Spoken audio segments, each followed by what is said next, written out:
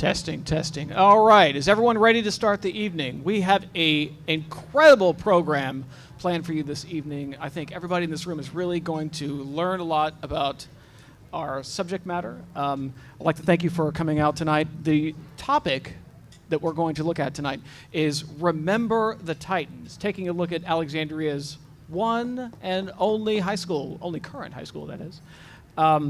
Before we get into the Titans, though, we're going to have a few matters of business. I'm going to recognize a few people. Then we're going to have a very brief business meeting where we're going to take some votes. Then we're going to get to our panel.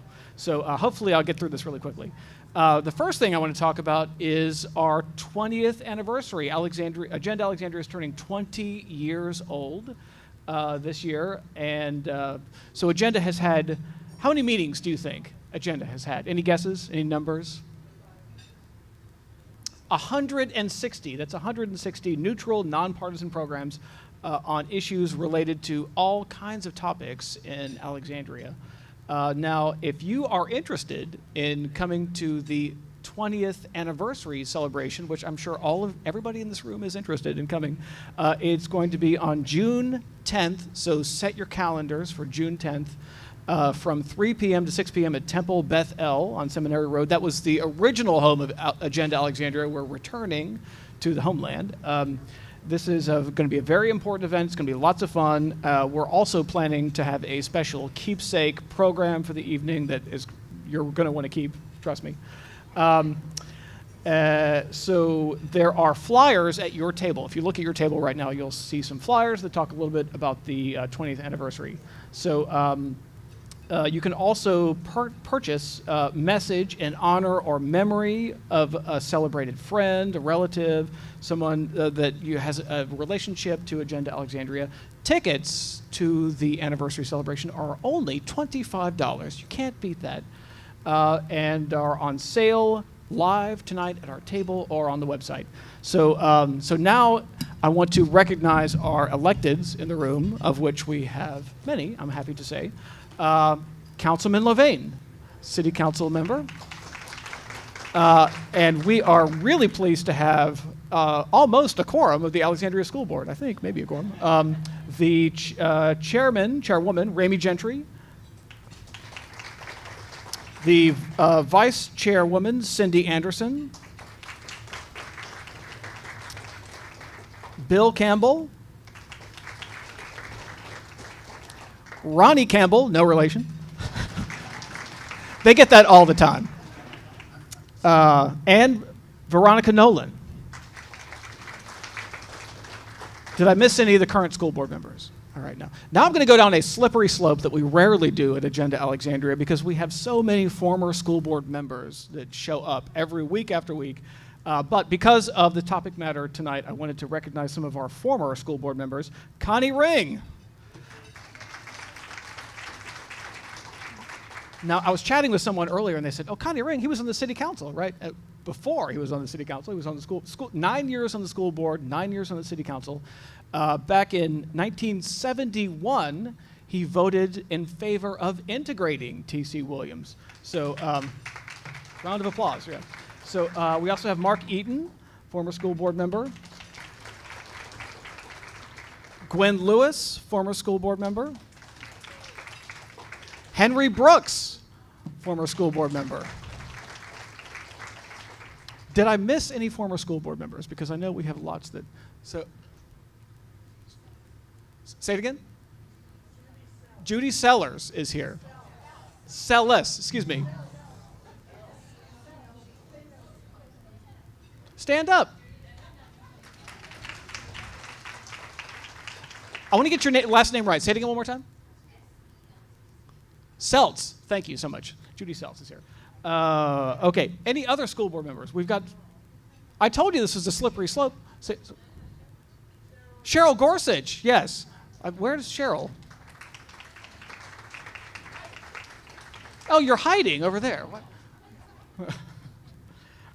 Did I miss any former school board members? Okay, I'm so glad that we've got our former school board members, actually several former chairmen of the school board as well. So because this program that we're going to have tonight is really going to be outstanding, you're going to learn a lot about T.C. Williams, I guarantee you. So I also we normally don't recognize this, but I want you to raise your hand if you're a graduate of T.C. Williams. Raise your hand if you graduated from T.C. Williams. So we have lots of Titans in the room this evening, right? While we're on the subject of T.C. Williams, I want to thank the T.C. Williams TV media program for taping the program.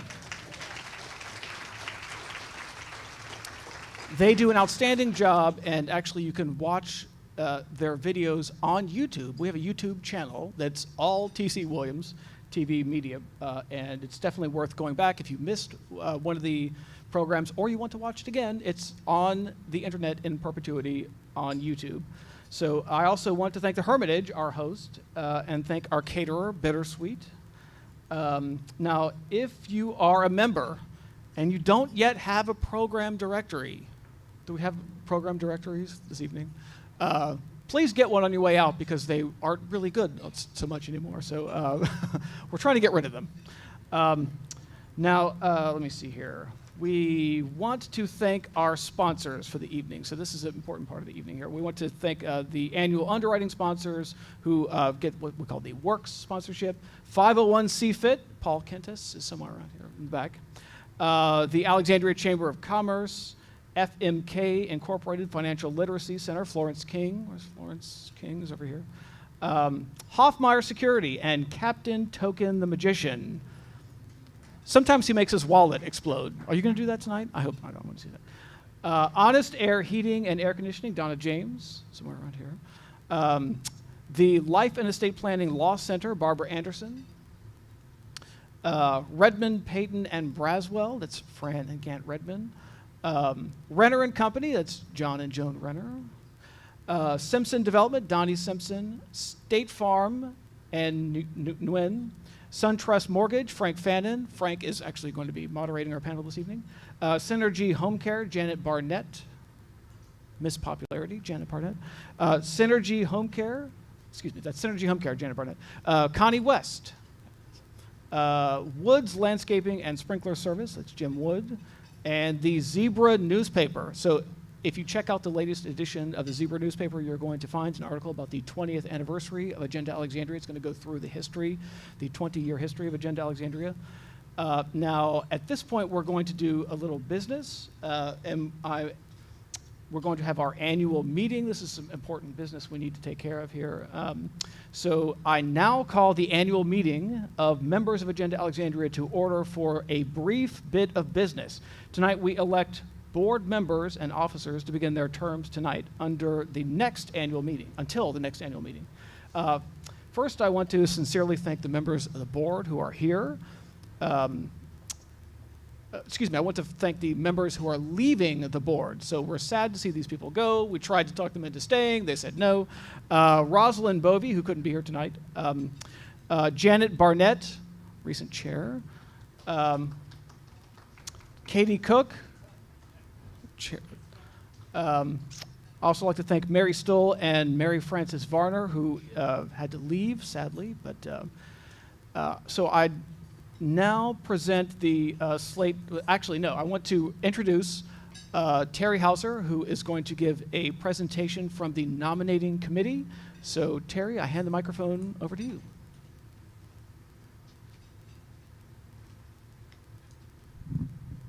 Ooh, you're tall. Welcome, everybody. I want to first thank the nominating committee. We began meeting in April, and the nominating committee is myself, Janet Barnett, Bob Woods, our current chairman, who could not be here today, and Michael Lee Pope, who, if you vote right, will be our new chairman for the next season. The committee worked wonderfully. It was great teamwork, and I think we have an incredibly strong incoming slate of officers and board members to serve us and keep Alexandria going strong for the beginning of our second 20 years. For chairman, Michael Lee Pope. For vice chair, Frank Fannin. For secretary, Florence King. For treasurer, Paul Kentis. Bob Wood, he can't get out of being immediate past chairman. Board members, Eileen Ahern, Elizabeth Bennett Parker, Scott Esham, Jenny Franco, Terry Hauser, and new to the board for the incoming year, former Mayor Bill Ewell, Val Hawkins, Eileen Rivera, and Jay Test. Mr. Vice Chair, that concludes the report of the nominating committee. Thank you so much. Do we have a motion from the floor? Thank you.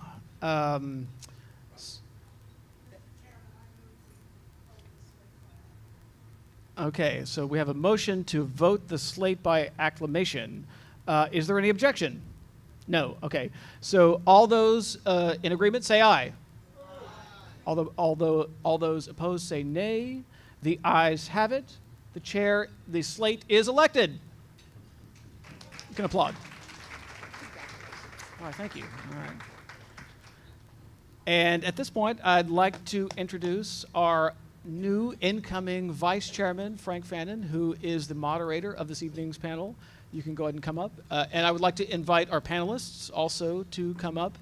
And we are going to learn about T.C. Williams, its past, and its future. And I'd like to hand the microphone over to my friend, Frank Fannin. All right.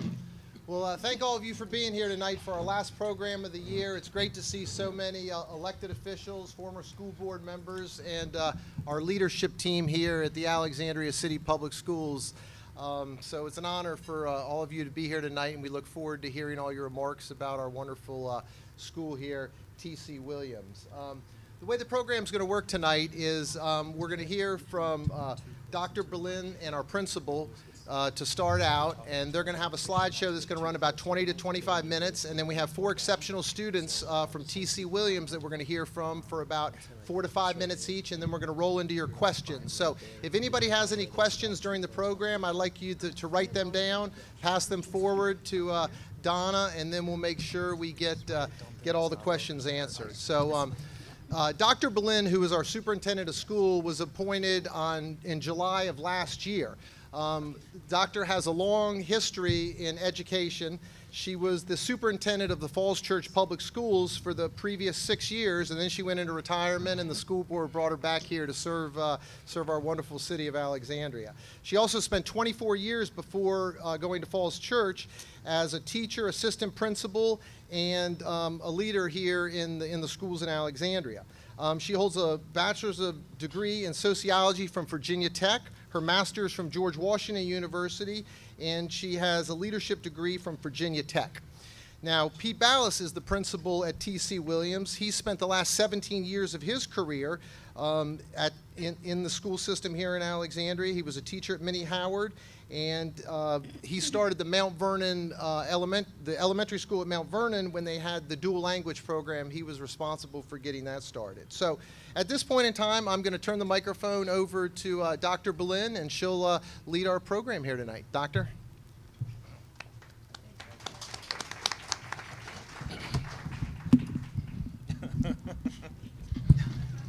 He's tall, too. Okay, I think that'll work. Is that good for TV? For you all? Okay, great. Good evening. It's great to be here to talk about T.C. Williams, our only high school in Alexandria. T.C. Williams has a long and storied history that doesn't just begin with the construction of the original building in 1965. It actually begins with Brown versus Board of Education in 1954, when the Supreme Court struck down segregation in our schools and the Plessy concept of separate but equal. Tonight, we want to give you an overview of TC at its inception, the new TC of 2007, and the possible future of TC as we address overcrowding. Following Brown versus Board of Education in 1954, Alexandria, let me make sure to do that. Alexandria was slow to consider desegregation. Then Superintendent Thomas Chambliss Williams, better known as TC, served for 3 decades from the mid-1930s to 1963. It is well known that he was an open segregationist and resisted desegregation for 5 years following the Brown decision and a court order for Alexandria to desegregate its schools.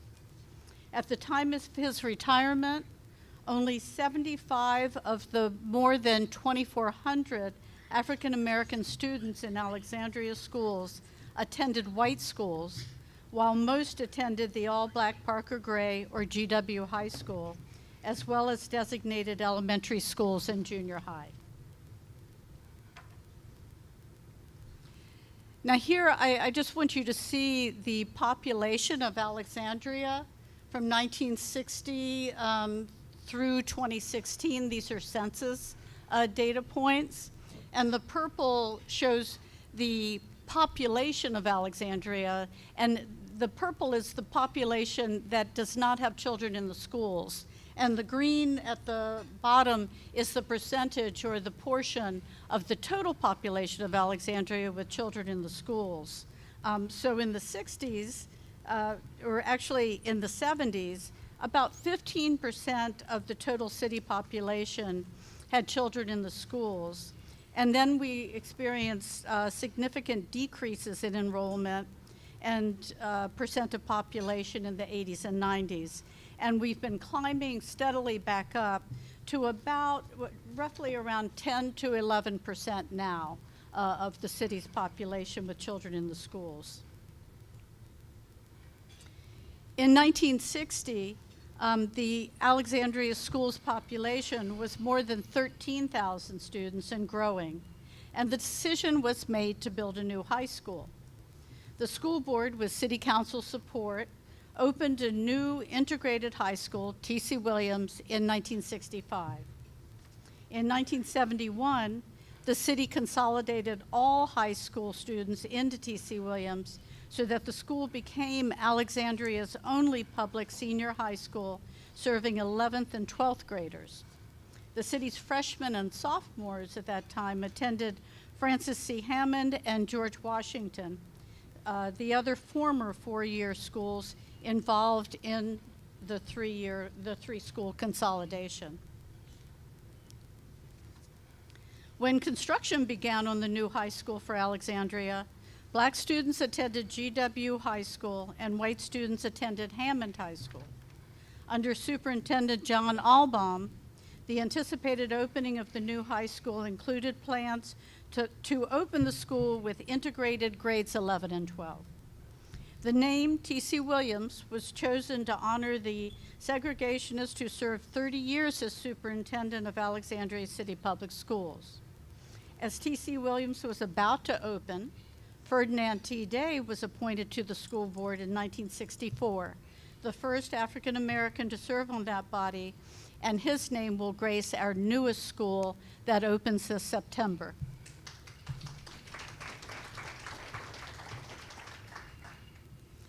Now this slide shows the demographics of our school system, the total school system, in 1965. And you can see the purple represents Caucasian or white students. The kind of rust color there is African American students. And there's a little small band of green at the very top. And that is other, primarily Hispanic, but it's anyone who wasn't white or black was put into the other category, and we have just that little tiny line, which is pretty significant given where we are now. This shows our Alexandria School secondary demographics. We didn't have it broken out at that point by high school, so this is grades 7 through 12. But again, you can see the demographics. Majority white, the rust band again is African American, and then the small band at the top is other.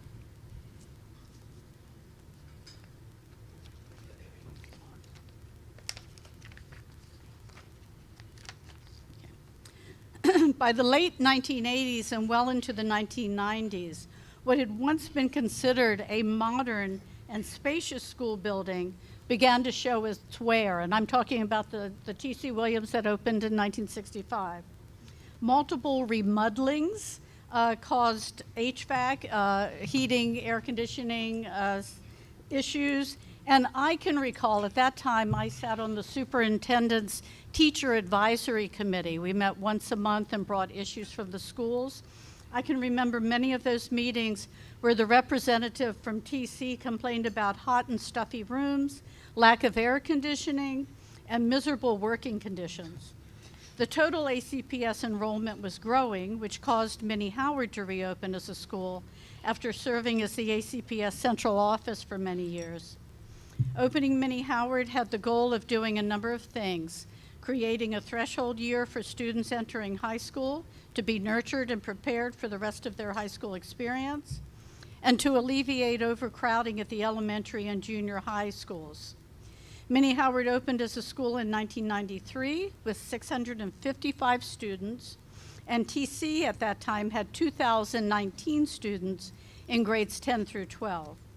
That same year, our junior high schools became middle schools with grades 6 through 8, and our elementary schools all became either pre-K through 5 or K through 5.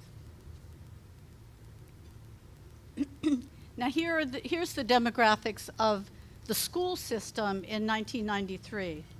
And you can see that the white population became a smaller percentage of the overall school. We're almost equal there. The African American population is the majority, and our other population is growing. At the high school level, it reflects pretty much what you see in the overall ACPS population. And we have Minnie Howard on the left and T.C. Williams populations on the right. And now I'm going to turn it over to Pete.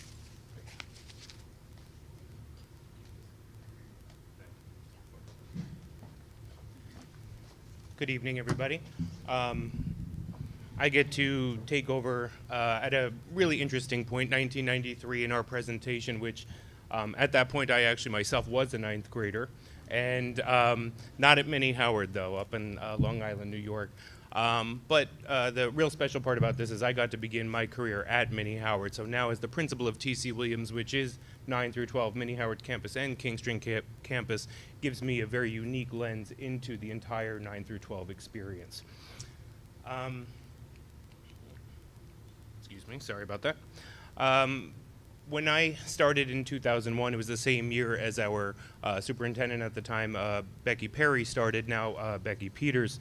And it wasn't long before, long after that, that plans for or discussions around the new T.C. Williams rebuilding started to take place. There were community engagement activities and events where staff and for community and for students to give input into what the new high school would look like, where it would be located, and what are some of the things that would be important that we incorporated into that new high school. I myself served on a committee, I believe chaired at that time by Dr. Margie Walsh, the T.C. Williams Secondary Education Specifications Committee, where we were making recommendations around what the new high school would look like, what were some of the things, and by that I mean what was the educational design that would be optimal for students. The new T.C. Williams opens in 2007, truly as the gem of the city. 6 smaller learning communities. The entire building was broken up into. The building opens, it's 440,000 square feet. It is a wonderful building. I started that year as assistant principal, 2007, in the brand new building. So I, as at that time, a 29-year-old assistant principal, had the luxury of kind of running around trying to find my way around a building along with all of the staff as well. So it was a wonderful year to start off as an administrator with the T.C. Williams staff. We had 6 smaller learning communities, one of which was an alternative learning community for our students. But it opened as a fully comprehensive high school with all of the latest technologies and career and technical education facilities in the building. Students did not have to get bused to a different location to take their culinary arts, to take cosmetology. We have a wonderful, as you see, TV production filming studio and staff. Thank you, guys. So we had everything right there on site. Our demographics at the time, a little over 10,000 in ACPS. The bands, again, from bottom to top, Caucasian, African American, and other. And for T.C. Williams, or for high school, we have about 750 or so for Mini Howard campus, and then over at T.C. Williams, around 2,100 or so around 3,000 students. The numbers are a little bit different today. I remember opening up that building in 2007, and to the way it feels today, you can definitely feel a difference in the population and the sheer number of students that we have. One of my favorite pictures is this one behind me. It hangs in my office today, and it was given to me by Taki Sidley, one of our our photography teachers. And if you take a close look, you may not be able to see it, in the top left-hand corner of the picture, you can actually see the windows and the roof of the new building behind what is the last wall standing, the gymnasium wall. And so those two buildings, were 16 feet apart from each other. So you could actually stretch a few people out there and be able to touch both buildings at the same time. But that last wall literally had to come down brick by brick in order to avoid anything coming into the new building. But what you see is this is currently where the parking garage structure is now, the T.C. Williams gymnasium wall and the entrances to the building. So for the first year we were in existence, we used only one side, the Chinkapin side of the building, as our entire entrance and exit. We were not able to use the side that is now commonly used for anybody entering the building. So fire drills were a real pleasure back then, just everyone out onto one side of the building. So where we are today, we have our ACPS demographics. Our students, it's a bit different now. Our students represent over 818 countries and speak around 120 different languages. Our students who are with us today, we have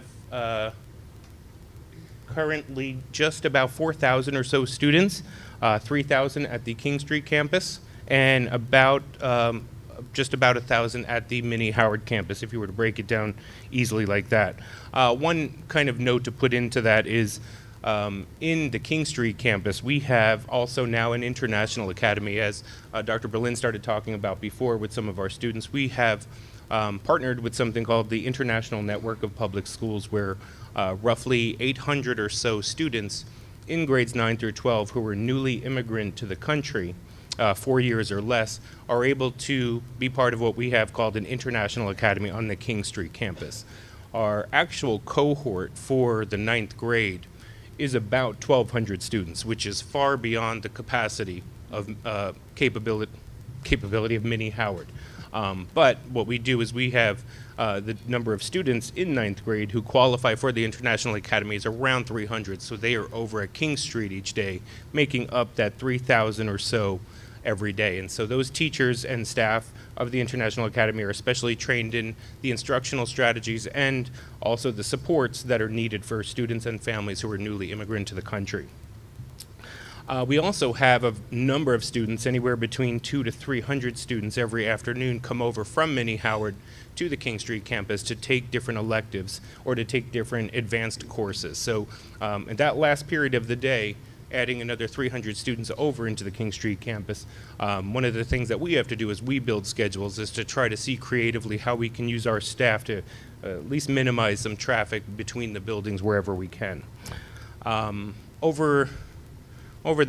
Since this building opened 10 years ago, there was a period of time where there was a move away from learning academies, the way that they were structured.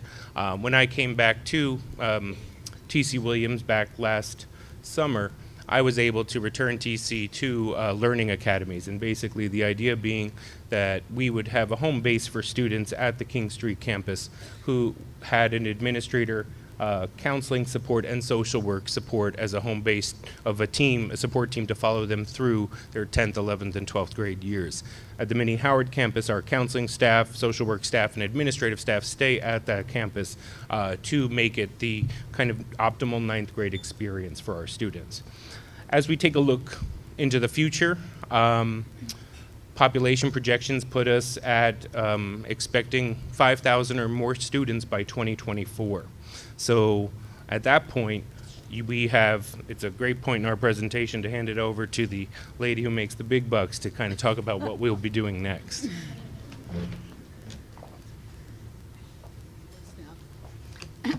Thanks, Pete. He's taller than I am, too. So we have a building. We have a building that was designed by ed specs for 2,900 students. In fact, when the building opened, it was so big that I think we felt like we were rattling around in it. That's not the case anymore. And I think Mr. Eaton could attest to that as he experiences it every day. And if you've never been in TC during a class change, it's an experience, particularly if you're on the staircase. So, so what's next? Well, we have just been evaluating proposals to an RFP that was put out to bring in a group to help us figure that out.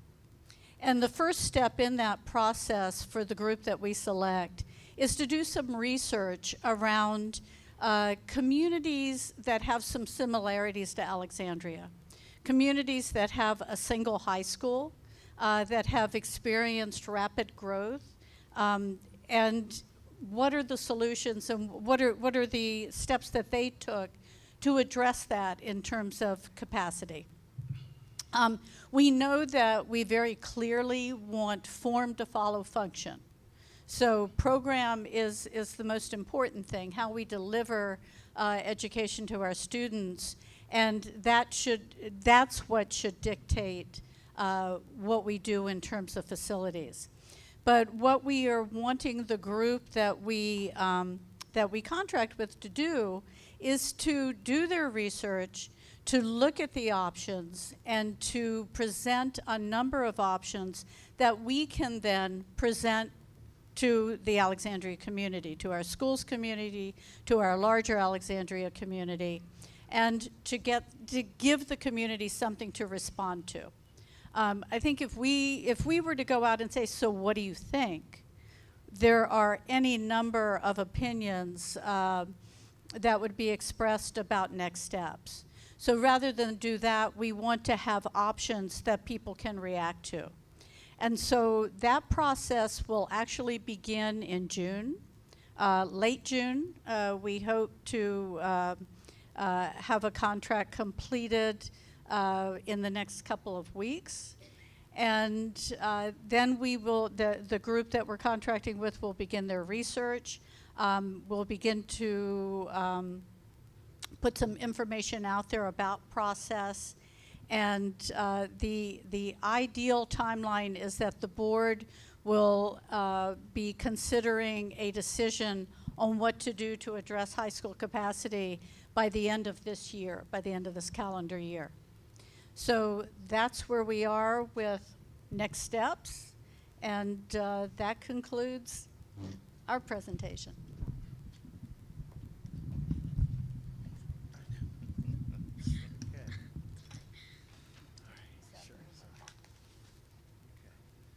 All right, well, thank you, Doctor and Principal Ballas. We appreciate that overview. And the whole reason we have the school is for the students. So when we put this program together, we definitely wanted to hear from some of the students. So we're going to hear from 4 different students or former students for approximately 5 minutes each about their T.C. Williams experience, and then we'll roll into the questions. So first I want to call up Betty Demasay. If you could come forward, Betty, that'd be wonderful. Or come on up here.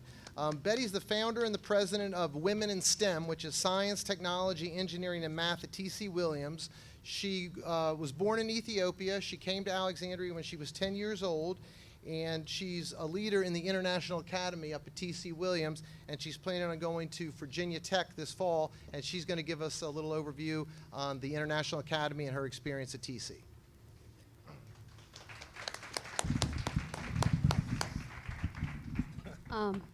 I didn't prepare any presentations. Even though I am not in the International Academy anymore, I was back in elementary school. So as a school board representative, as a student representative with J. Falk, one of my focus was to, since like they stated, it's a huge school, which means there will be a lot of, and thankfully it's very diverse, and there's a lot of opinions and lots of different students with different ideas. And Jay and I are, our job was to just listen to those students and bring the issues to the school board. And one of the issues of things we focused on this year is voter registration, which Jay focused on, and also integration between international students and non-international students. The school is big, but there's some students who feel that it's not integrated, but this year we worked really hard to make sure that students feel like whether they're from a different country or a different area, they can just feel like they're part of TC. And another thing I would like to say about TC is that it's an amazing school for students who are new. There's a lot of students I spoke to who have felt that it's the first time that they feel heard and they found a group of students they associate with.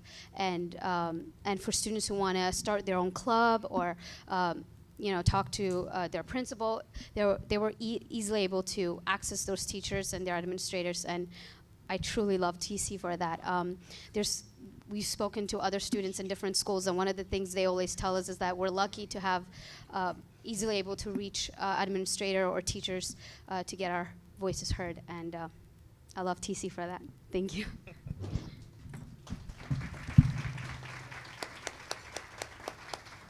I would also like to take a special thank you send out to Beth Levain, who's the chairman over at the Scholarship Fund of Alexandria, the executive director.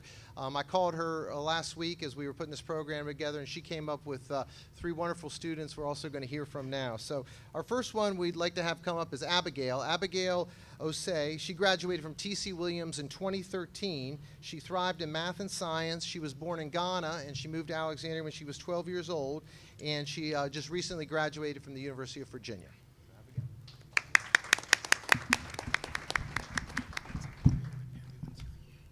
Good evening, everyone.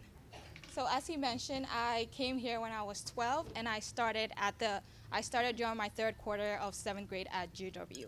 Even though this meeting is about T.C. Williams, I cannot talk about TC without mentioning my experience at GW, which aided in my transition. During 7th grade, as you can imagine, everything was completely new, and I was trying to understand the education system and grasp all the new concepts and lessons taught. Luckily for me, in Ghana, we studied English at school, so I didn't have to start completely afresh. However, we were taught British English, which I didn't know had differences from American English. As naive as I was, I thought English was just English.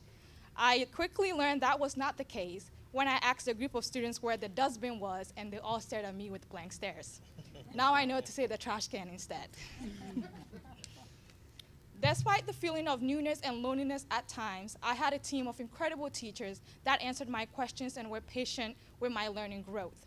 My English teacher, especially one in 8th grade, did not mark me wrong when I spelled color with a U or used some British words. She understood my writing style and helped me transition into American English. My science teacher, Ms. Boyle, stayed after school with me and explained anything I didn't understand. My history teacher, Mr. Shabazz, helped me with my public speaking and always encouraged me to delve deeper into my analysis of quotes and current events. My math teacher saw my potential and recommended me to take Algebra 1 in 8th grade. She truly sparked my interest in taking challenging classes, as initially I did not believe I could even do well in standard level classes. 8th grade was the year I finally settled in and was beginning to be comfortable and find my niche. So 9th grade was a big transition for me, as the people I was used to being around at GW weren't necessarily the same people in my class. Even though I was attending TC, I didn't feel like it. I didn't join many clubs and don't remember being in any. I just wanted to take it one day at a time and do my best to pass my classes with good grades. College or life after high school was definitely not what I was thinking about in ninth grade, and it seemed like something in the distant future. One particular class I felt comfortable in and at home in was my math class. Math has always been my comfort zone, and it's one subject that was universal to me. My ninth grade geometry teacher was amazing and always stayed with me after school, as I probably was one of the few students that enjoy solving proofs and asking questions. I wish I got involved more outside of the classroom in my ninth grade. I felt like Minnehaha was in its own bubble and not connected to TC. The only times I stepped on the King Street campus was during pep rallies. I wish I realized that the resources at TC were still available to me. As it was a big transition from GW to Mini Howard, a similar experience happened with my transition from Mini Howard to TC. It seemed like at every transitional period, I was moving to a space with more population and unfamiliar faces. Once you are comfortable with the people in your classes and essentially see them most of the time, it is hard having to reshuffle and reintroduce yourself to new people all over again the next year. At first, I did not like the idea of being around new people every year. However, eventually, I appreciated the diversity of TC and how incredible that I had the opportunity to meet people from various backgrounds and culture and share experiences with them. At the beginning of 10th grade, I was still focused on familiarizing myself with the new environment and getting good grades that I didn't do much outside of class once again. I began to explore TC's multitude of elective classes offerings and took psychology, sociology, and photography. I love learning about culture, human behavior, and human interactions. I wanted to learn about art and like capturing beautiful moments, so I took photography with Mr. Taki and loved being able to develop pictures and see our imaginations come to life. To have a studio for developing photos was astonishing to me and truly depicts how special TC is and its amazing resources. My interest in psychology and great experience in class urged me to take AP Psychology in 8th grade, which influenced my major of psychology in college. I continued to challenge myself academically in 11th grade by taking AP classes, and my favorite obviously was psychology and calculus with Mr. Kokonis. As I have always felt more connected in my math classes, calculus was no different. Mr. Kokonis was so patient, and I was practically in his class every lunch period asking questions. I joined garden and psychology club in the middle of 10th grade as I felt more comfortable with school, but I didn't maximize my use of TC's resources outside the classroom until my junior and senior year. In addition to garden club, I joined Liberty's Promise, National Honor Society, Red Cross, and Best Buddies in my 11th and 12th grade. Volunteering through the Red Cross and National Honor Society, I became very passionate with my volunteer efforts. I took the initiative to research volunteer opportunities available after school at TC and came across an organization called Cyber Seniors, Cyber Teens, led by Dr. Sue Wilson and David Wallace. At this program, we taught senior citizens how to use the computer, such as Microsoft Office and emailing. I really loved the work I was doing, and it fueled my passion for helping others. As this program was during the school year, I wanted to continue volunteering during summer, so I volunteered at Eldawah Crafters of Alexandria during the summer before my senior year. My senior year was a very hectic and exciting year, as it was a time to figure out my plans after high school while taking challenging classes and engaging in fascinating extracurricular activities. To no surprise, I took more math, differential equation with Mr. Kokonis again, because he is awesome. I thoroughly enjoyed these classes while stimulating myself with harder math concepts. I also took fun classes such as criminal justice. I have always been a student with many interests, and TC's array of classes helped me delve more into my passion and also figure out what I want to study in college. From going on a ride along with a police officer, I decided to do my senior experience internship at Alexandria Police Department. I also continued to participate in an extracurricular previously engaged in. Even with these unbelievable experiences I had, my senior year wasn't all glam and happiness. As a first-generation college student, despite my parents being supportive of my dreams to go to college, they did not know the steps to take to get there. They always told me to do well in my classes, but aside from that, I didn't know much about how to get into college. Because of this, during the fall of my senior year, I had to quickly figure out where I wanted to apply, take the SAT, gather the materials I needed. Not only was I stressed from filling out applications, writing essays, getting letters of recommendation, but also the thought of being able to afford college was always a stumbling block I had to consider. Luckily for me, I had teachers, Mr. Kokonis and Ms. Henderson, who were willing to write me great letters of recommendation. The College and Career Center and the Scholarship Fund helped me figure out plans to stay on top of my college applications and a array of teachers and staff. I almost didn't apply to many schools such as UVA because of the cost of attendance. I thought I would never be able to afford it even if I get in, so why should I bother? Luckily, I had teachers who told me that schools can help you pay for college and also about the Scholarship Fund of Alexandria. I applied for the Scholarship Fund, and I'm grateful and blessed that I received a scholarship, as it greatly covered most of the student loans I would have taken. The idea that someone I didn't know believed in me and was willing to give me a generous sum toward my college education kept me motivated and to do well in college as well. At the time, I didn't realize it, but now I truly understand that TC is very fortunate and with the amount of resources we have. We not only employ incredible teachers that are very passionate about the work and helping students in any way they can, but we also have resources that help students succeed beyond high school, such as the Scholarship Fund of Alexandria and the College and Career Center. Talking to other college advisors at schools in Virginia, TC is the only school that has an organization solely dedicated to raising money and giving it as scholarships to support the dreams of its students. All the unique experiences and help I received was only possible because I attended a high school where so many resources are invested in to help students succeed, not only through high school, but also to realize and achieve their dreams afterwards. From these amazing experiences, I came back to serve as a college advisor to encourage students and pay forward all the help and encouragement I received from staff and after-school leaders while I was there. I would not have all these life-changing experiences or have the courage to apply to UVA and receive a great financial aid package if it wasn't for all the incredible teachers, counselors, College and Career Center, Scholarship Fund, after-school leaders, and staff I had the pleasure of encountering during my middle and high school journey. Because of the help I received at TC, I am proud to say that I am a first-generation college graduate. Thank you so much.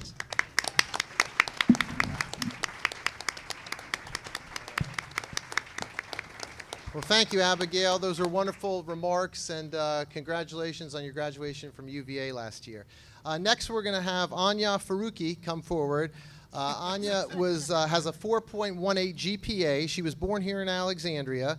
She went to MacArthur, GW, and she's a senior at TC Williams. She's also going to be heading to Charlottesville in the fall, and she will be going to Charlottesville with college credits in hand. She's already taken 12 AP courses. So come on forward.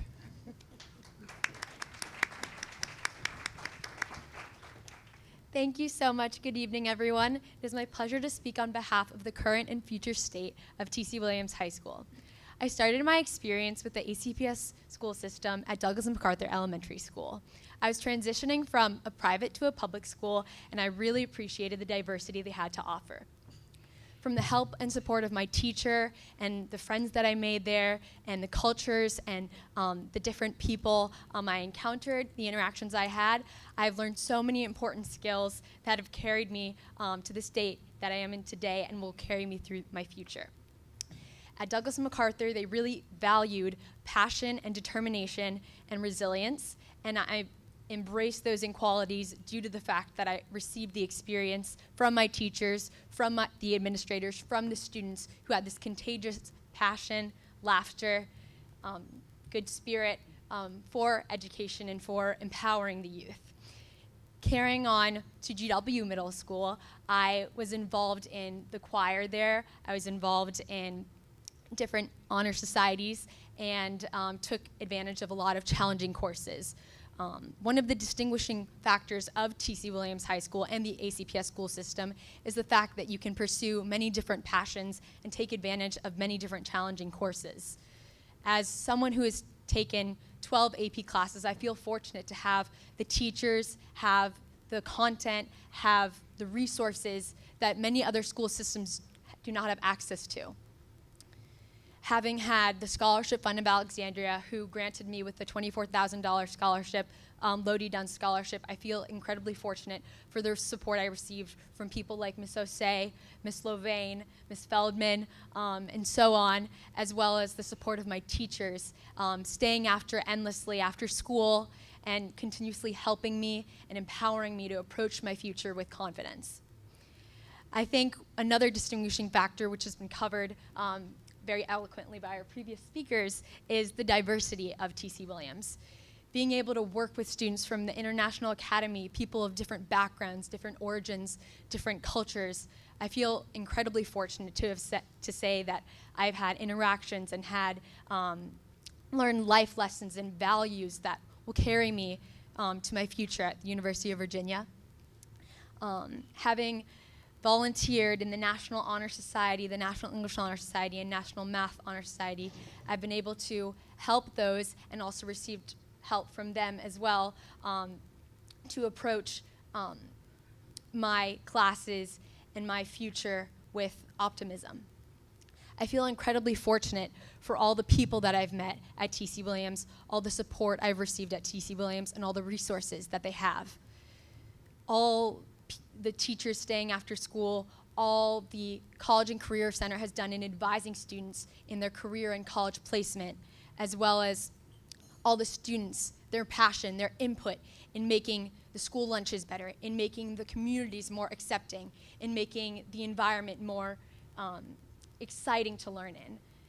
I have no greater words to say than thank you for everything that T.C. Williams has done to bring me to the spot that I am today and prepare me for my future in making the world a better place and helping everyone else that has supported me through my experience. So I thank everyone and all those that have supported me, my teachers, my classmates. They've given me invaluable insight and helped me to approach issues in the world a lot more confidently. So thank you so much for your time this evening. I really appreciate it.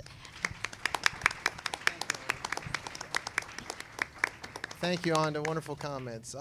And finally, we're going to hear from Zach Kahn. Zach is another lifelong Alexandrian, MacArthur, GW, TC, and on to University of Virginia for electrical engineering in September. So, Zach, come on up.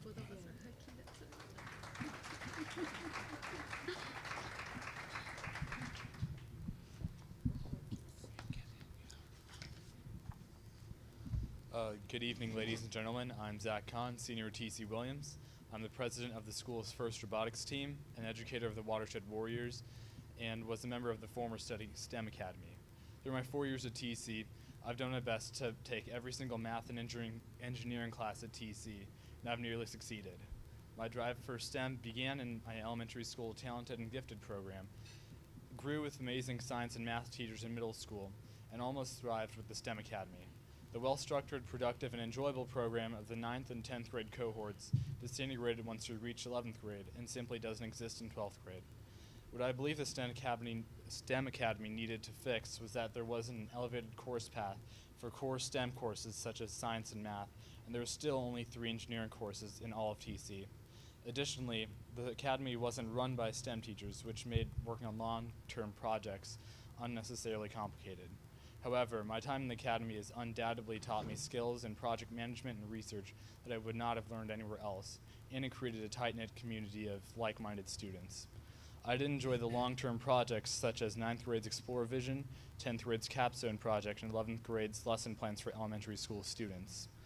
Another program that I worked with in my time here in TC is the Watershed Warriors.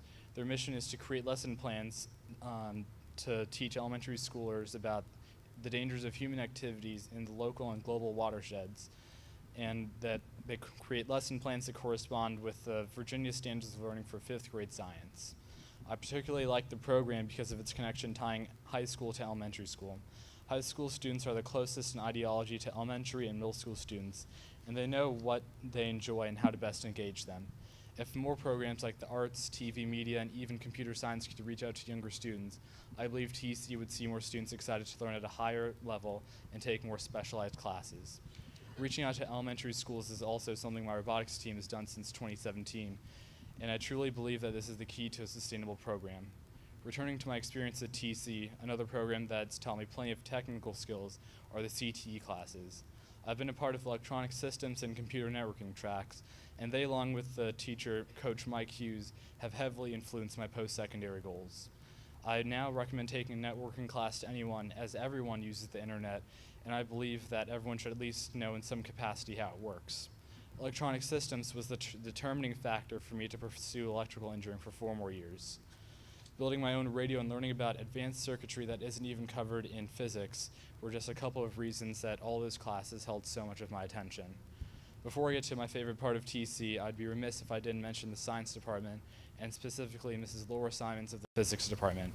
If there was a Heisman Trophy for teachers, she'd have won at least 3 times. Teaching 2 semesters of college physics to 11th and 12th graders is no easy task, and Physics C is also considered the toughest class in all of TC. Hours of notes and problem sets and mind-numbing tests, but it's always the favorite class of anyone who takes it. Her unique blend of Nerdy Shirt Thursday, collecting homework stamps for class prizes, and taking us to physics conferences is a rare yet 100% effective way to get every student excited about learning. It impacted me so much that I'm planning to minor in astrophysics at UVA. If my classes were taught more like hers, I believe that I would have succeeded slightly more.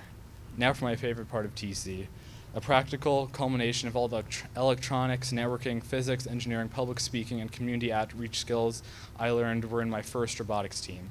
As a founding member in 2014, I've grown with this team, and it's been the single most helpful program for me in all of ACPS. To summarize what we do, we're part of an international high school robotics league, and we get a new game every January and have 6 weeks to build, test, program, and improvise a robot from scratch every single year. Following that, we have 3 competitions in a 7-week period, and for the rest of the year, we do fundraising for entrance fees and robot costs with our annual $30,000 budget. We conduct lessons and present at dozens of STEM events such as Nova STEM Day and Art in the Avenue. Reaching out to local sponsors, STEM corporations in the DMV, and other ACPS schools has made us a deep-rooted team in 4 short years. In fact, we've helped create 2 First Tech Challenge teams and 8 First LEGO League teams, with First Tech Challenge being the middle school and First LEGO League being the elementary school robotics leagues of our competition. To say that this program has changed my life is a severe understatement. This program is my life. For example, if it wasn't for one of my mentors, I would not be attending UVA this fall. Over the past year, thanks to our principal, Peter Ballas, and Director of Student Activities, Mark Eisenhower, we've been able to grow our program into a well-known and well-connected dominant team in the Chesapeake region. I've learned skills in engineering that simply can't be learned without working with your hands. Robotics is the perfect blend of fun and challenging that keeps alumni coming back to the program for 20-plus years for a very good reason. In fact, both of my final projects in statistics and government are about robotics.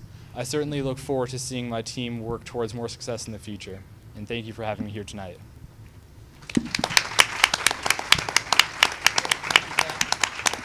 Okay. Thank you, Zach. Okay, now at this point in the program, we're going to roll into some questions. I have about a dozen on my table over here, and please forward any more that you might have. We're going to start it out here. Doctor, I'm going to read this question to you, then I'm going to come take a seat. But T.C. Williams used to rank near the bottom of one of the worst schools in the state of Virginia. My understanding is that T.C. Williams is actually 2 separate schools. A lot of the honor students that we've heard from today, and then the students that aren't in the honor system. So if you could just give a little background about where T.C. ranks and the opportunities and how many children might be in the AP program at T.C. Williams. Pete? Sure. Actually, well, when you said TC is 2 separate schools, I would disagree. We have the International Academy, which is certainly a part of TC, and we have students who have a variety of strengths and skills and challenges. So what our goal is to meet all of those strengths and needs and challenges. So some students are in AP classes, as we heard from Betty, who started off in the International Academy and then went on to take AP classes. Pete has more specific Sure. information on the number of students who are in AP classes. And before Pete speaks, I will just say that it is a major goal. We had a tag evaluation done earlier this school year, and we know that given the population of Alexandria, we are underrepresented by minority students or diversity in our tag program. And so that is a major goal of much broader identification for that program. And I would say as to where TC ranks, one of the tools that we're measured by is the Virginia accreditation system. We're currently a partially accredited school with warning in mathematics. So many of the areas we do reach a level above the minimum benchmarks in mathematics. What is one of our challenge areas that we're focused on this year, and we're doing a lot of work around. In terms of our AP students, we do have a high number that we've been tracking over the years of students who are involved in taking AP courses, taking either one class or more than one class. So there's a difference between the number of students taking it and the actual number of students who are taking more than one. So those are numbers that we track, and we are up more and more each year in terms of participation. What we try to do is, and what our focus has been, is trying to look at what are we doing to support all of our students in AP classes. What is it that we're providing to those students in order to make sure that they're successful, that they have what they need for that experience, especially if it's first time. For example, last summer was the first AP boot camp that was run, where students who are going to be first time AP takers, if you will, first-time students in an AP class got to have the experience over the summer of a boot camp of here are things, here's what it's going to be like, here are things to help to prepare you. We also take a look at, for example, putting processes in place for students. Sometimes there's a little bit of a student reaction to wanting to drop out of an AP class because it's either too hard or they've taken too many, like we heard from Anya. And so we want to take a look at what is it that we do to monitor those requests coming in. Were they fully supported? Is this just a freak out situation that they're going through and we have to help support them through it? So those are kind of the things that we focus on there. And in terms of being two different schools, we definitely have students across the spectrum of fully supported at home, not at home, come with different levels of skills. It's all over the place, and I think one of the greatest things about the school is the levels of diversity and the ranges of diversity we have in every sense of the word. Right, and that's one of the questions we had here that's absolutely amazing, 120 different languages at one high school. Is it a common occurrence that when a child comes from a different country and they might be 14 or 15 years old and they're put in a school with no English, and how do you help a child like that when they show up, if that happens often? Well, there is a process, and I'll let Betty weigh in as well as I answer this question. When students first come to us, we have our English learners, our EL intake office that our students go through, and there's an assessment to determine their English proficiency. And depending on where they fall in terms of that proficiency, we then provide services. We have EL teachers in all of our schools that address the needs of our students. And as they learn English and become more proficient in English, those services are reduced, and students participate much more within their mainstream classes. I think, go ahead, Betty. Say what I was going to say that you've told me. If students come when they're in high school, 9th or even 8th grade, they're able to test in, and they'll take classes or English classes along with their other classes. They will have, for example, English ELL in addition to their regular English class, so it can help them, make sense of the classes they're taking and do homeworks there and such. They do the same thing in math. And so the 4 years, the goal is to help students graduate within the 4 years, getting all their credits and making sure that they have a path after high school.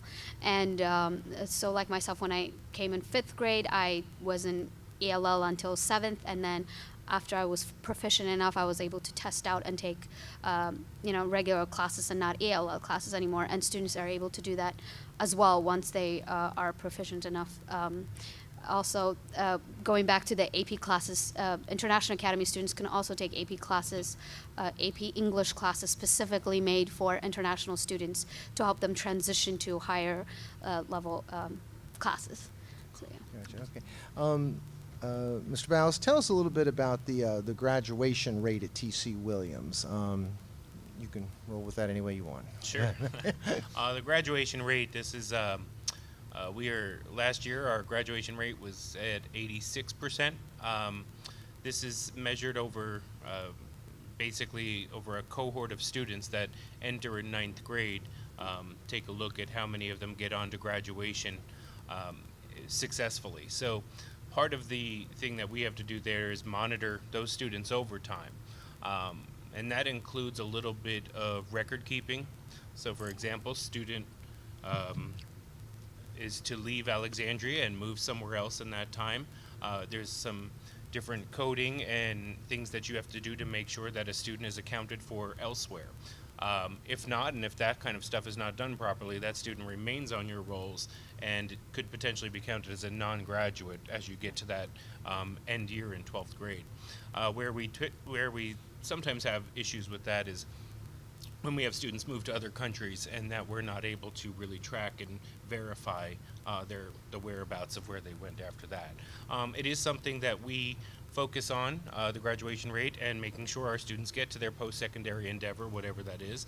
Our counselors work with the director of school counseling with project graduation lists, looking at every student, where they're going, what credits they have, what scores they have, what tests they've taken, and what do they have left to do, and so that each student is able to have a plan with their counselor to make sure that they can get across that stage or get onto their secondary, post-secondary endeavor. Right. And from one of the school board members, I heard the term that at T.C. Williams, not every child is designed to go to college, but if they want to go to college, we'll find a way to get them there through the Scholarship Fund of Alexandria. So trade and vocational school and different types of things, can you tell us a little bit about some of those classes that might go on up at T.C. Williams? Sure. We have, there's a variety of classes that students can take where they can get college credit for while they're taking them, and a lot of them are in our career and tech ed fields. Those are called dual enrollment courses, and they're able to walk out of TC either close to an industry certification or with an industry certification. We are also partnered now with George Washington University for the new Academy of Health Sciences, where students are going to have 7 different pathways that they can explore into the different medical field areas, and leaving, they're going to be able to leave T.C. Williams with up to 22 college credits and being able to go to George Washington University or to Nova to continue those studies in those pathways. Wow. So I think it's a big emphasis of where we're going in trying to find different options for students. Okay. We're very fortunate to be in Virginia because we have some of the best public colleges in America, and we have so many different great public colleges to choose from. I understand that a lot of the T.C. Williams students go to Nova, and then there's a program with Nova where you can go there for a few years and then go into a state university. If any of the three you want to elaborate a little on how that might work. Yes, Nova has a program called Pathways, and if a student enters Nova and successfully completes their 2 years there, there is an agreement now with George Mason University has joined the group. It's UVA, Virginia Tech, and George Mason University, that a student in good standing can transfer to one of those 4-year universities. Okay, great. Yeah. And I just want to add, we are great partners with Nova. In fact, in 2020, we'll be beginning an early college program where TC students can enter the Nova early college program as a freshman and go through 4 years at Nova on the Nova campus in what was it is the old Tyler building that once was a Alexandria Elementary School. And when they come out at the end of 4 years, they could have an associate's degree. Gotcha. Okay, wonderful. So school safety obviously has been a hot topic in the news over the past few years. Tell us about if you have a child at T.C. Williams or there's a student at T.C. Williams who people are worried about that might not be mentally stable. What are some of the steps that students, teachers, administrators go through to get to that child before something goes wrong? I'll start, and you can. If we have a student who is exhibiting issues or expresses issues, we have what is called a risk assessment that we conduct through our counseling department. We are, we say to students, if you see something, say something.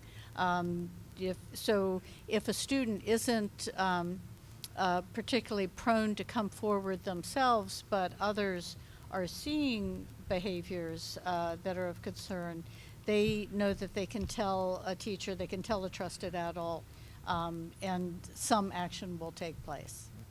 And I would say some of the supports that we have at the school too, I think we're very fortunate for the number of social workers and the number of school counselors we have to have among some of the lowest student to counselor ratios in the state. So I think that we are, or even nationally as well, sorry.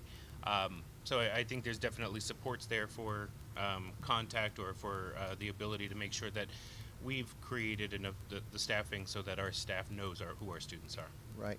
And so talk about school safety. Do we have police officers on campus every day at T.C. Williams and some of the other schools? Because as many of you heard back in March, there was an Alexandria police officer who accidentally discharged his weapon over at GW. And actually a press release came out this afternoon that that officer is actually being charged with 2 misdemeanors for recklessly handling of a firearm, destruction of property. So can you just give us any comments about the police and school security and that type of thing? We do have school resource officers, SROs, who are Alexandria police officers in our high school and our 2 middle schools. We've had SROs at our schools for as long as I've been associated with Alexandria, so at least since 1980. Actually, shortly after 1980, I think is when that program was started.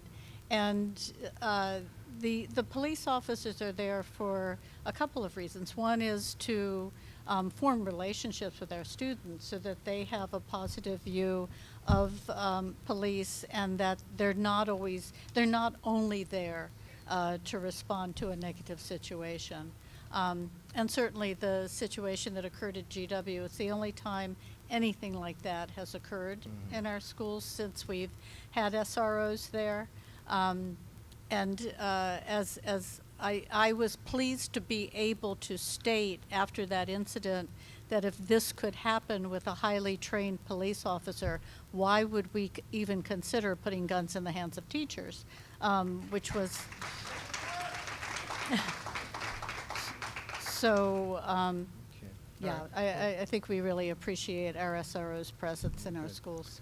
Betty, I'll direct this to you if you know the answer. If not, so please explain community service credits and expectations of students serving in the community.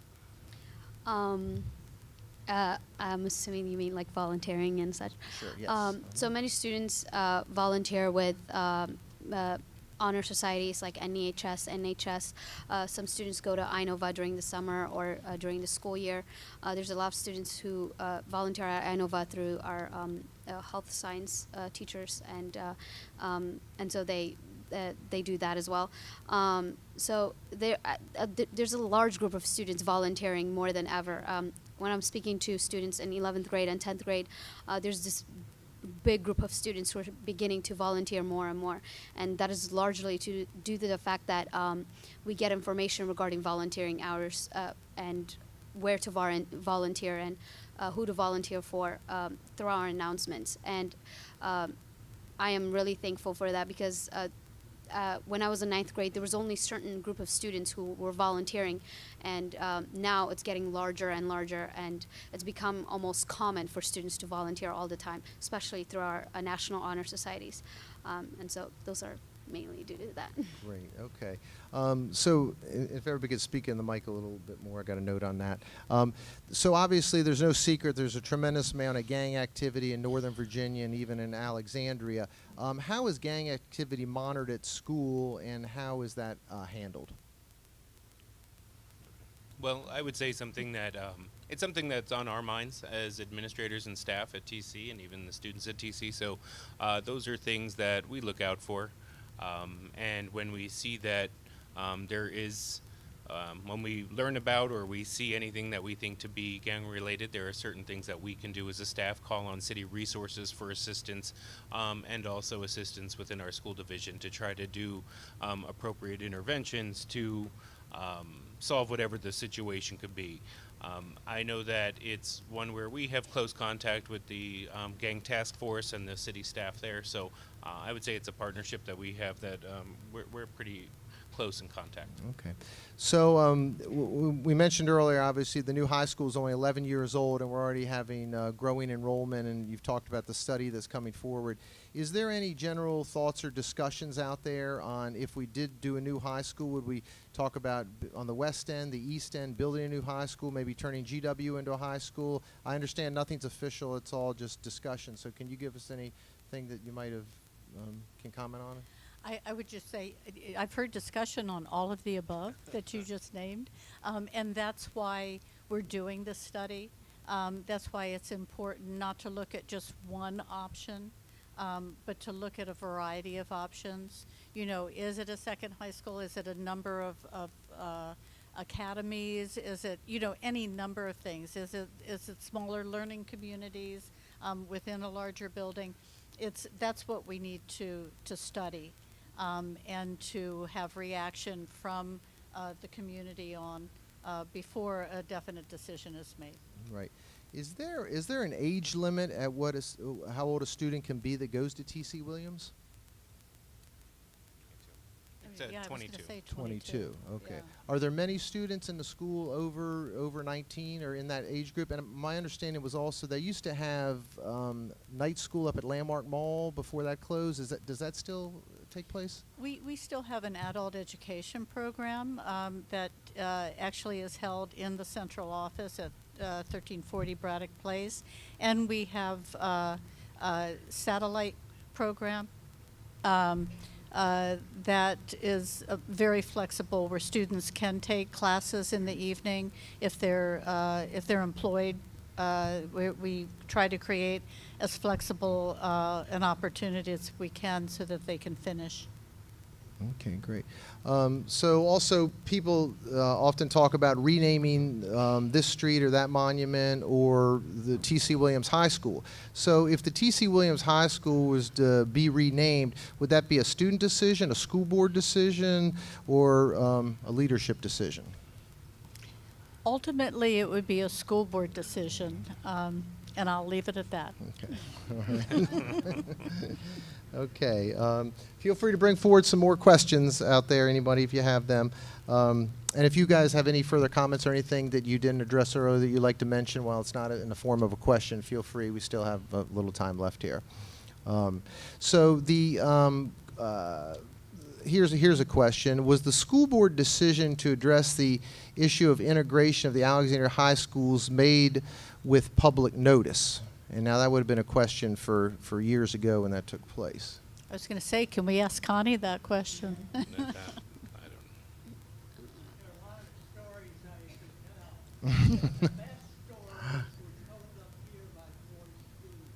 Okay, there we go. Thank Okay. you. I agree. Great, great, great, great.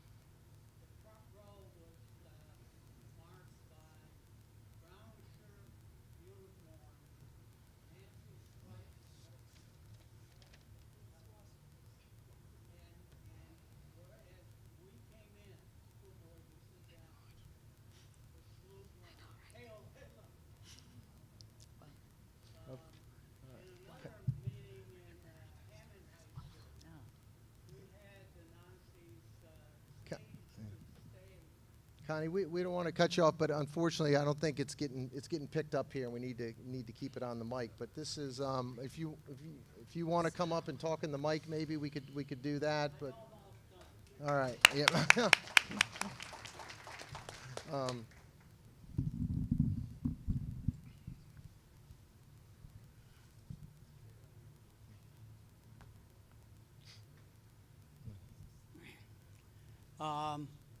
My personal experience, by the way, is my dad was the superintendent of school. And in 1943, he was in trouble, and the school board was going to fire him. Usual thing, spending too much money and doing too many things. So he went into the Army and ended up being the commander for 5 months of the Tempelhof area of Berlin. And then he came back to Jamestown, New York. And my experience there was that one of the prominent citizens was Walter Washington. Remember Walter Washington? The first elected governor of the District of Columbia. And my dad really strongly believed that you had to have diversity in education in order to be successful. And I decided to become a school member simply because I had to pay my dues. And one of the interesting early decisions that we made was that we had to find a way to get the political leadership of this city to give us a chance to make our case. So at the time, there was no Freedom of Information Act. So we could have a meeting with the city council, and we had all the members of city council present, all the members of the school board, and we made the case that we had to do something. We hadn't decided which alternative for integration would be the best fix, but we knew we had to make a fix. So there we were, meeting among ourselves in a way that would be frowned upon today. Bill Hurd and I were the new members of the board. And the school board at that time used to decide things in the work session, take a tentative vote. And Bill Hurd and I walked out of the meeting and said, we'll never come to another work session. All right. Well, that got us in the habit of going. Yeah. But I must say, this one meeting was good because we were able to say to the city council, it's not your decision. Gotcha. It's ours to make. All right. We're not elected officials. We are appointed officials. We can go down the tubes. The school system cannot. Okay, Connie, thank you. Thank you. Great story. Okay. I have about 3 more questions here we're going to get through, and then we'll wrap up the evening unless anybody else has anything that they would like to add. So the lights on the field at T.C. Williams, when the new school was built, there was a question or a memo, or if you could clarify what was the deal, that there'll never be lights on the field at T.C. Williams, and now there's discussion that might happen. And once again, whose decision ultimately will that be?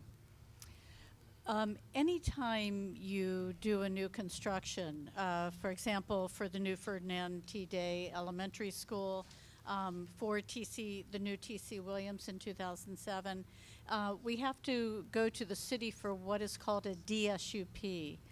It's a special use permit. And the special use permit that was in place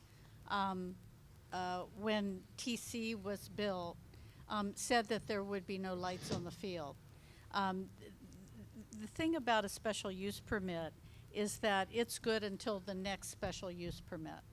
So the whole conversation around lights on the field that we're having now will involve going to City Council for another special use permit that will then take the place of the one that's in place now. Gotcha. Okay, thank you for clarifying the process on that. A lot of people have asked about that. Another question, Betty, we'll direct this to you. Often at T.C. Williams, people sometimes will go into the school and they'll see people hanging out with their own ethnic group. We all talk about diversity at T.C. Williams, but a lot of people obviously do self-segregation. So if you can comment on anything you'd like to add to that. Sure. So before I talk about the race, I want to start with how Women in STEM was founded. There was a group of girls. We were in math class, and we were talking, and we were also in physics, and we realized that the men were, segregating themselves, and there were times when we couldn't even speak and talk about, our points of view, because we felt that we weren't being included in these discussions. And so we decided to create Women in STEM. And thankfully today we don't have that situation where we have meetings, and when we speak to each other, we have come further where students do feel part of their classes now in STEM classes, especially females and minority females. And so going back to the race, there are some students who do hang out with only certain ethnic groups, their own ethnic groups, and we can't personally prevent that, but there's many different cultural groups that invites those students of different races to show their own culture. For example, on Friday we have a T.C. Williams International Showcase where students of all ethnics and races can come together and show their culture to each other. And those are one of the ways we try to push through these barriers and their self-segregation. But obviously we can't individually stop students from doing that, but there are many students who are, including myself, who are fighting to stop that and to make sure that all TC students are speaking to each other and being, communicating with each other. Okay, thank you, Betty. Another question here. How do you, Doctor and Principal Vallis here, leverage funding shortages, space needs, and academic needs? Obviously, the city taxpayers put a lot of money toward the schools, and there always needs to be more money. But how do you leverage the needs and decide where the funds go? Well, it's a process. The budget process ultimately is the responsibility of the board to approve, but not the process, but the budget itself. But we start with talking with the principals about programming needs. We look at projections. We look at the number of students we're expecting in categories such as English learners, our special education students, and we determine what we need. Principals will express what they need. I then develop a budget with staff, and we present that to the school board. And we have to make our case. We then also, the board approves the budget, and they present it. It goes to the city council. And so I'm not sure if I'm answering your question exactly, because there's really a process around it. Gotcha. And we then spend what we have. It's against the law to spend more than you have, so we spend what we have. I got you. Okay. Well, thank you. Okay. Well, we're getting ready to wrap up the program here. We're going to go through one more time for any final comments before Michael Pope will be closing out the program up here tonight. So once again, I want to thank all three of you for being here tonight. You guys gave wonderful presentations. We really appreciate it. And we'll just go around the circle here. Betty, Peter, and then Dr. Berlin to his final thoughts. My final thoughts are, as I think everyone here too, as we leave TC, we want to continue the student involvement and the fact that Jay and I, and along with other students, are able to represent T.C. Williams and other ACPS students on the school board is amazing. Until this day, Jay and I talk about it, and we can't believe that we have that power and that voice for other students. And as we go into the future, and there's a lot of problems at TC that maybe need to be fixed, and like overpopulation, but we know that the student voice matter, and that we will be at the table along talking with our administrators and our parents and ACPS staff. And so. I'd just like to thank everybody for the invitation here this evening. I'm a walking distance neighbor to here, so I really appreciate being here this evening.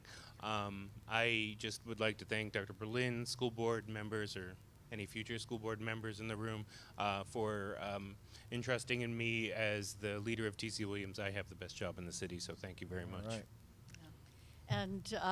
And when I came back to Alexandria, and it was a homecoming, after spending 24 years here, it was great to be back. And I was thrilled to know that Pete was going to be principal of TC. And I have to say, TC it's a very special place. It's the real world. Every day that you're in TC, you see reflected the real world. And it's a highlight for me when I spend time at TC, with the exception of class change going upstairs. But it's a wonderful place. The Superintendent Student Advisory Council is one of my favorite activities. Hearing from the mouths of babes, basically, and when I meet with Betty and Jay about issues that they share, they're the end users. And they're really what matters. Gotcha. They're the main All right. thing. So Well, thank you, right. as Pete said, thank you for having us here tonight and great. the opportunity. Well, thank all of you for being here. Let's give them a big round of applause. All right. And now I'll turn it over to our incoming president, Michael Pope, to close out the meeting. Thank you very much. Was that an excellent presentation or what? Thank you so much. I'd like to thank our panelists. I'd like to thank Mr. Vice Chairman Fannin for leading such a wonderful presentation. I'm going to let you all go, but before I do, I want to remind you that the 20th anniversary celebration is this summer, so please mark your calendars. It's June 10th at Temple Bethel from 3 to 6, so please buy your tickets. They are still available, $25. You can also buy an ad in the program. We're putting together one heck of a commemorative program. You're going to want to be part of that. If you haven't bought an ad in the commemorative program, you want to go ahead and do that. Talk to Mr. Fannin about that.